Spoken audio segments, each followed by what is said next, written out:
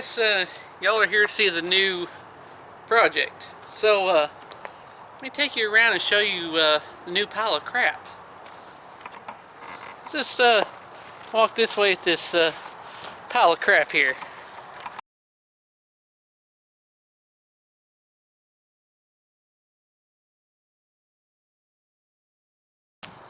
Yep, I bought a pile of crap. And I'll explain myself here in a second. So, I needed another vehicle to do some muffler tests on my muffler videos, as some of y'all know, on Saturdays. And I kind of ran out of stuff. The Ford Focus put me way behind. And I so happened to come across a pretty decent deal. I picked up this turd and drove it home, barely, for 950 bucks. Yeah, I do have a title.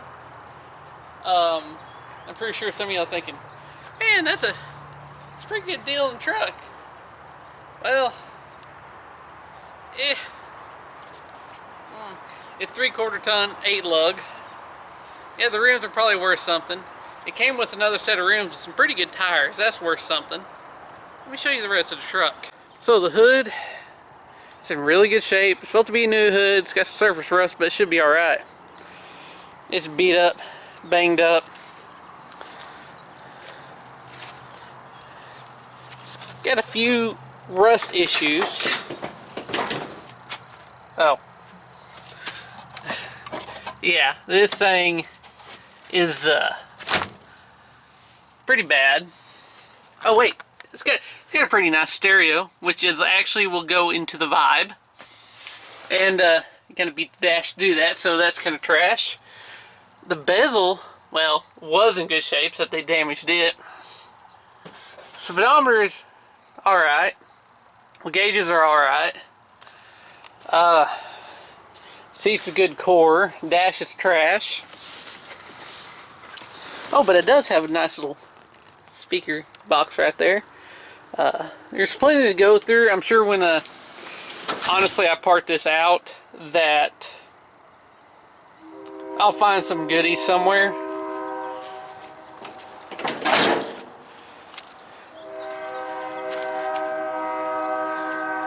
I'm blinging with the 22s. It does have brand new lenses there, which I'll probably keep for extras.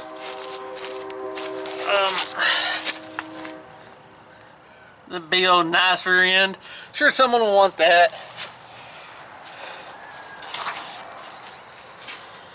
It's just honestly an old rust bucket.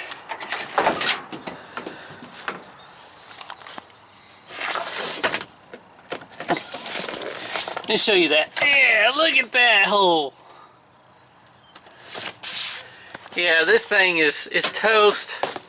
And oh, sweet, $1. I'm already making a little bit of money back on it. I'm sure so I start cleaning because it looks like there's a lot of crap under there. There's no telling what I will find. That doesn't look bad up there.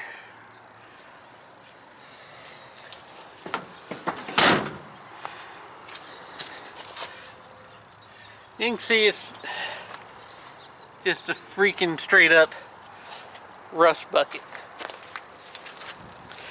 And since I'm doing the muffler videos, I'm pretty sure y'all are wondering, man, that's so rotted. Why? Why? Why? Why? Boom. It does have a 454 in it, which is already spoken for. And once I do the muffler videos, the exhaust videos, maybe a cold start if it snows, it's getting pulled.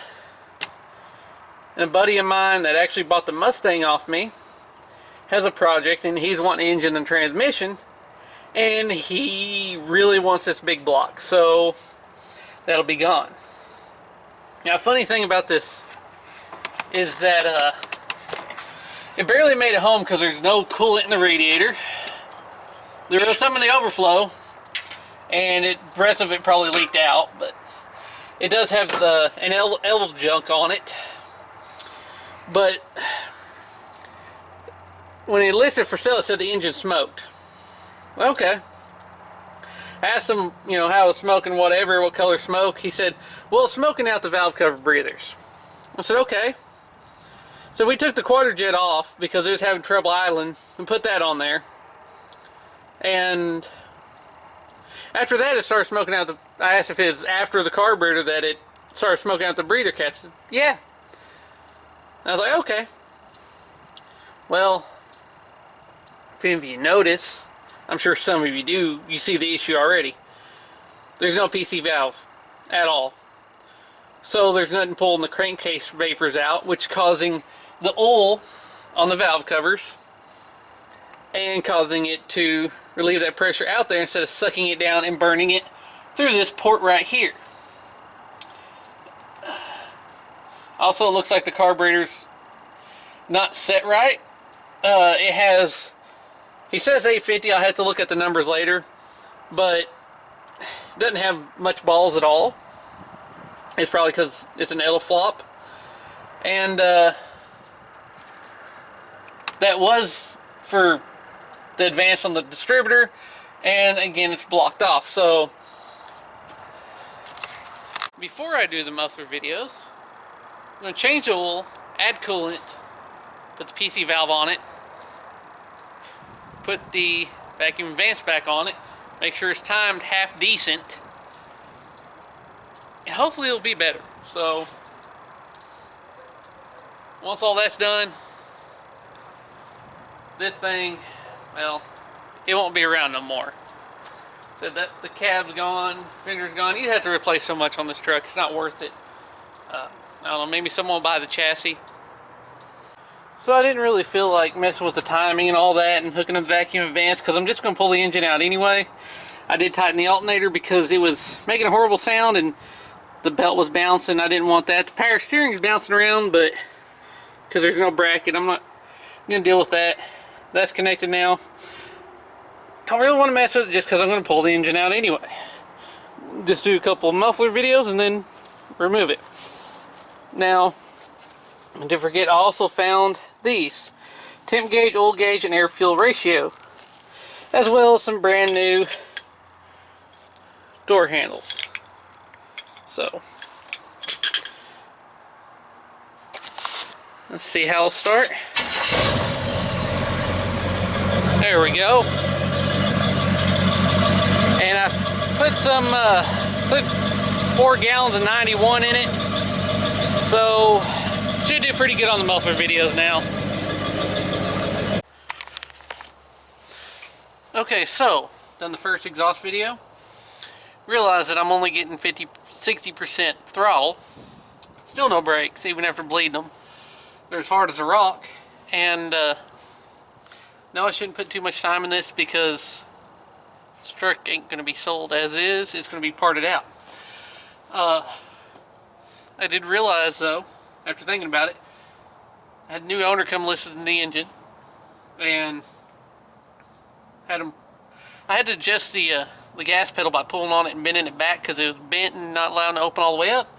Bend it quite a bit, and it's only opened up 80% now, which is better. But it's the way they put that weird aftermarket bracket on, which is not a good bracket.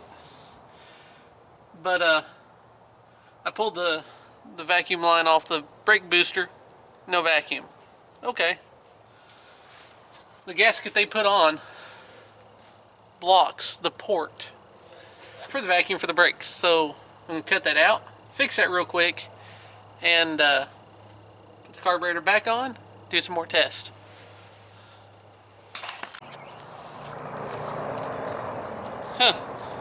So this is what came with the truck when I bought it. But let's be honest, it's about dead. The engine transmission's fine. The truck itself, not so much.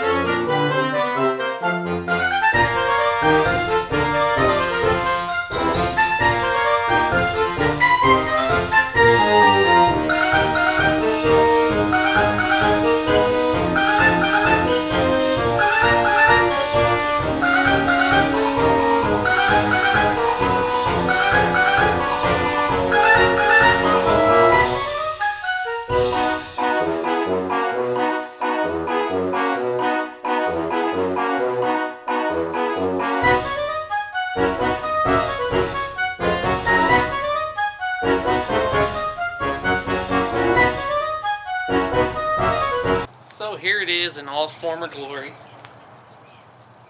I guess it's time to part it out because I never heard back from anybody. And really got other things to do rather than just hold this thing around. Obviously that inner fender there is so rotted that when I went to take the core support out, it just twisted the metal and fell off. Didn't even take the bolt out. So a lot of this is probably just going to the scrap pile. Already talked about all the good things. It does have the dual hump crossover for transmission, so you can run dual exhaust. So that's a good keeper. There's some good things on this to take off and just kind of part out. And that's all happened to this old truck. It is a shame because it could have been a nice truck, but it was a farm truck and doesn't have a lot of mileage, but it's seen better days. So unfortunately it is what it is, and well, what's going to happen is going to happen. I hope you enjoyed this little episode. As always, thanks for watching.